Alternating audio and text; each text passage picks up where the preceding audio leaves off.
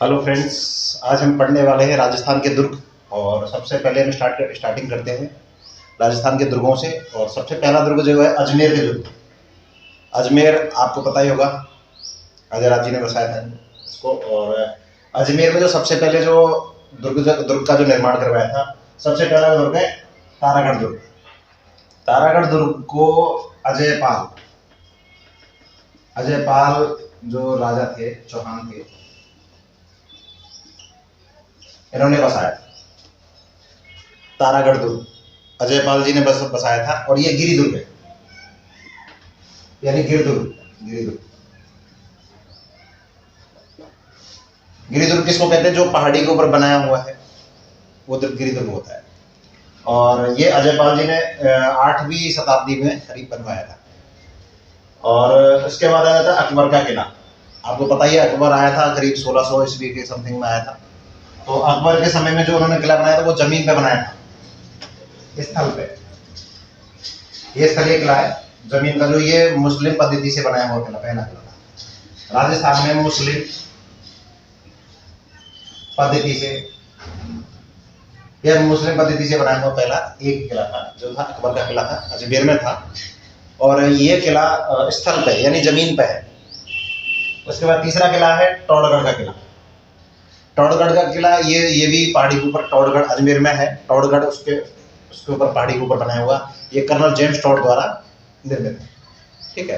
तारागढ़ दुर्ग की जो हाइट है वो 1890 फीट है ऊंचाई पे। राजस्थान की सबसे ऊंचा, यानी अजमेर की शान कहा जाता है ये। राजस्थान का जिब्राल्टर या राजस्थान की कुंजी भी इसको कहा गया है। तो ये अजमेर के 3 किले हैं जिनके बारे में हमने पढ़ा है। और ये हो गए अजमेर के किले। बाकी ये जो किला है तारागढ़, ये अपनी आन बान शान के लिए बहुत जाना जाता है। इसके बीच में जो किले पे है उसमें मजार भी है एक, और करीब 5 से 7 नाले, वो जल झाले हैं। पानी के तालाब टाइप में, मान लो छोटी तलाई बोलते हैं इसको, वो भी है।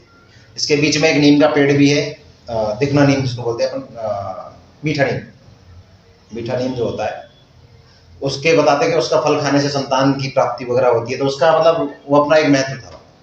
तो ये हो गया हमारे अजमेर दुर्ग। तो बाला किला जो है ये काकिल देव था। काकिल देव के पुत्र अलागुराय। बाला किला है ये अलवर में आता है, और इसको काकिल देव के पुत्र अलागुराय ने इसको निर्माण करवाया था। ये गिरिदुर्ग है, क्योंकि ये पहाड़ी के ऊपर स्थित है, तो ये गिरिदुर्ग है।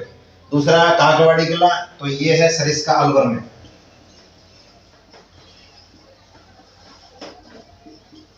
ये सरिस्का अलवर में। तीसरा है नीमराणा का किला, क्योंकि ये अलवर के किले होते, ये अलवर जिले के किले। बाला किला, काकवाड़ी किला, ये सरिस्का में है। नीमराणा का किला ये चौहानों द्वारा बनाया हुआ है, चौहानों के द्वारा निर्मित। पंचमहल नाम से बहुत फेमस है ये किला। नीमराणा का जो किला है वो पंचमहल नाम से बहुत फेमस है, पंचमहल नाम से प्रसिद्ध। नीमराणा का जो किला है ये पंचमहल नाम से प्रसिद्ध है। आज भी ये एक होटल के रूप में कन्वर्टेड है। तो ये जमीन पे बना हुआ किला है, ये बहुत ऊंचा किला नहीं है। विजय मंदिर गढ़, या इसको बयाना दुर्ग भी बोल सकते हो।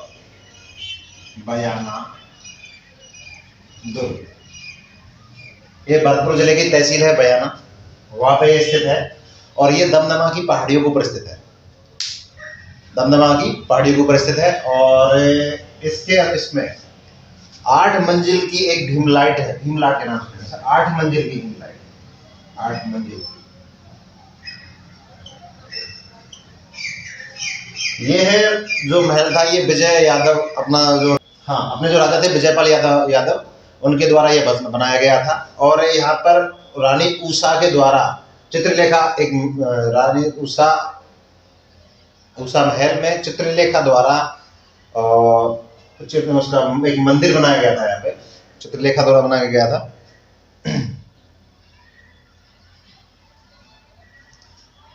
हाँ, रानी चित्रलेखा द्वारा बनाया हुआ ऊषा मंदिर बहुत फेमस है। ऊषा मंदिर बयाना के नीचे आने के बाद ही उसमें मतलब नीचे आते तक वहां पड़ता है ऊषा मंदिर। उसके बाद इसमें 8 मंजिल की भीमलाट बोलते हैं इसको, 8 मंजिल की भीमलाट। ये राजस्थान का पहला विजय स्तंभ था। 11वीं शताब्दी में बना है ये महल, 11वीं शताब्दी में। राजस्थान का पहला विजय स्तंभ,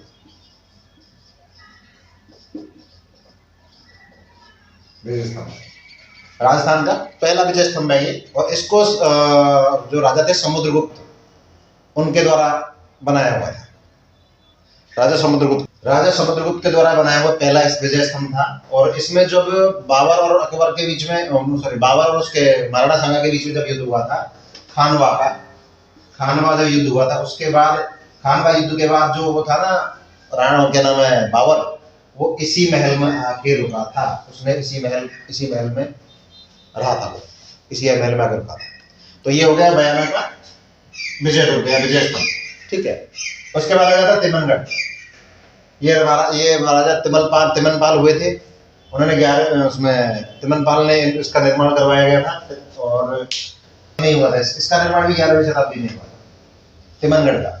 उसके बाद आ जाओ लोहागढ़ का निर्माण, लोहागढ़ का निर्माण महाराजा सूरजमल ने करवाया था। महाराजा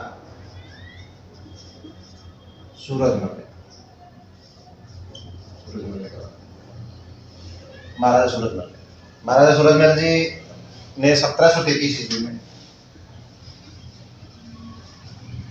ये महल बनवाया था। ये पारिक दुर्ग है, पारिक दुर्ग। इस किले के चारों तरफ पानी है। इस नहर को सुजानगंगा नहर बोलते हैं। इसके 2 दरवाजे हैं, एक इधर है, एक इधर है। ये पानी है, बीच में महल है। और महल की दीवारें कैसी हैं? कच्चे गारे की, कोई दीवार नहीं है, इसको चढ़ नहीं सकता, कच्चे गारे की दीवार है। तो क्या है, जैसे अगर कोई गुलाबी अगर दागता है तो वो जाके कच्चे गारे की दीवार में फंस जाता है, तो उसका कोई फर्क नहीं पड़ता है, इसलिए वो टूटने का भी चांसेस नहीं है। ये बहुत गहरी नहर बनाई हुई है, छोटी मोटी बहुत ही गहरी नहर बनाई है, तो जिसके कारण ये इसके अंदर इसको पार करके भी नहीं जा सकता, दलदल टाइप। लोहागढ़ 1733 में बना था। ये सोवर के जो है सुजानगंगा, ये इसको बोलते हैं सुजानगंगा नहर है। ये मोती झील से निकली है, मोती झील से। इसके लिए पानी कहां से आएगा भाई? लातो बना दिया इसके पानी के, तो उसके पास में मोती झील थी, तो उससे पानी लाया गया और इसके चारों तरफ नहर बनाई गई। तो ये एक जमीन का सबसे सुरक्षित किलों में से एक है। ये पारिक दुर्ग का सबसे बेस्ट उदाहरण है और सबसे सुरक्षित किला है ये लोहागढ़। और लोहागढ़ का एक वो रहा है कि लोहागढ़ फोर्ट कभी भी किसी का गुलाम नहीं रहा, तो इस पे हमेशा एक छत्र राज रहा है और वो जाट राजा रहा है। तो इस पे किसी भी मुस्लिम आक्रांता या अंग्रेजों के द्वारा ये कभी नहीं जीता गया, मतलब इसको कोई जीत ही नहीं पाया। इसके कारण इसके अंदर लोहा कहीं नहीं है, लेकिन इसको लोहागढ़ बोला जाता है, क्योंकि लोहागढ़ बोलने का एक ही रीजन है कि क्योंकि ये कभी किसी से हारे नहीं है। चलिए, दीग का किला महाराजा बदन सिंह जी द्वारा, महाराजा बदन सिंह जी ने 1730 में बसाया था। दीग का जो किला है वो महाराजा बदन सिंह जी ने 1730 ईस्वी में इसको बनाया गया था। और ये भी सेम भरतपुर की तर्ज पे ही बनाया था, जो लोहागढ़ फोर्ट है उसके जैसा ही इसको बनाया गया था। और इसका एक खासियत है कि इसमें दीग के जलमहल बहुत फेमस है, उसमें बीच में पानी है और बहुत ही अच्छा किला है, ये देखने लायक है। ये भरतपुर में ही आता है, ये किला भरतपुर के जो लोहागढ़ फोर्ट है उससे भी, लोहागढ़ जो किला है उससे भी पुराने, उससे पहले बना था 3 साल पहले।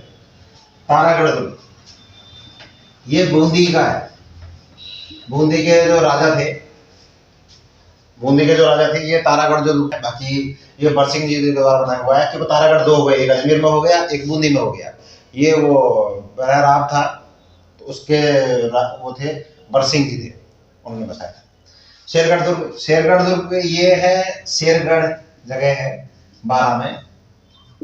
ये परवन नदी के किनारे कोशवर्धन जो राजा थे, कोशवर्धन, उसके द्वारा बनाया गया था, लेकिन बाद में इसे शेरशाह सूरी के नाम से, शेरगढ़ के नाम से उसका नाम जो दिया गया था, वो शेरशाह सूरी ने जीतने के बाद उसका नाम शेरगढ़ बदल दिया गया था। उसके बाद सहाबा, ये दुर्ग है, ये उसमें क्या नाम है,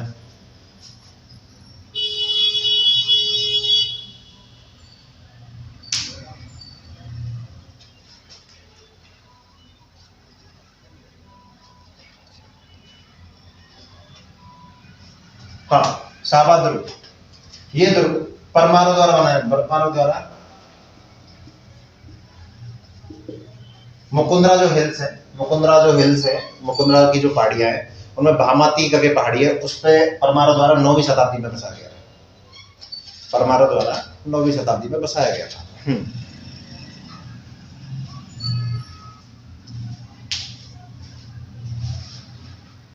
मांडलगढ़ दुर्ग जो है, ये बेडच, मेनाल, बेडच हो गया, मेनाल हो गया और बनास, इन तीनों नदी के संगम के पास पहाड़ी पे स्थित है। बेडच मनाल यानी इस त्रिवेणी संगम पे ये स्थित है। और ये जो पहाड़ी है मांडलगढ़ दुर्ग की, इसको बोलते हैं बीजासन, बीजासन की पहाड़ी, इसको बीजासन की पहाड़ी भी बोला जाता है। और ये बेडच, मेनाल, बनास नदी के किनारे पर स्थित है। तो इसको, ये मांडलगढ़ दुर्ग है, वो गिर दुर्ग है। उसके बाद आ जाते हैं अपन, क्या नाम है, ये तो हो गया मांडलगढ़ दुर्ग, ठीक है। उसके बाद आ जाओ आप जूनागढ़। जूनागढ़ का जो किला है वो है बीकानेर, बीकानेर। जूनागढ़ का जो किला है ये बीकानेर में स्थित है। ये पूरा लाल पत्थर से बना हुआ है, लाल पत्थर, लाल पत्थर। ये बीकानेर के जो राजा थे, राय सिंह, बीकानेर के जो राजा थे वो राय सिंह, उन्होंने इसको बनवाया था, राय सिंह ने बनवाया था। जो सूरज पोल, जैसे अपन गेट के अंदर एंट्री करते तो पहला गेट पड़ता है, घूमते के साथ दूसरा गेट पड़ता है, फिर तीसरा गेट, यानी 3 गेट है, ज्यादा गेट नहीं है इस किले के अंदर। तो ये राय सिंह के द्वारा बसाया हुआ है। तीसरे गेट उसमें है सूरजपोल गेट, उस पर इनकी प्रशस्ति लिखी हुई है। तो अभी का जो है ये जो महल है, ये वास्तविक की बहुत अच्छा महल है, जमीन पर बना हुआ सुंदर किला है, लेकिन ये धानवे दुर्ग है। धानवे मतलब ये चारों तरफ से, रेत के चारों तरफ से घिरा हुआ किला है। तो बीकानेर का जो किला है वो धानवे दुर्ग है, और इसको बसाया किसने, राय सिंह ने बनाया था। लाल पत्थर का बना हुआ दुर्ग है। और उसके बाद आ जाओ अपना सिवाना दुर्ग। तो सिवाना दुर्ग आ जाता है अपना बाड़मेर में, बाड़मेर, सिवाना दुर्ग आ गया अपना बाड़मेर में।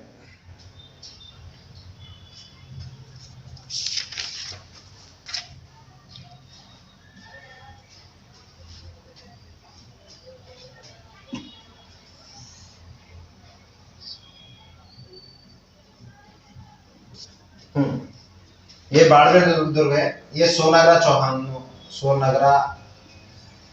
चौहान सातल देव,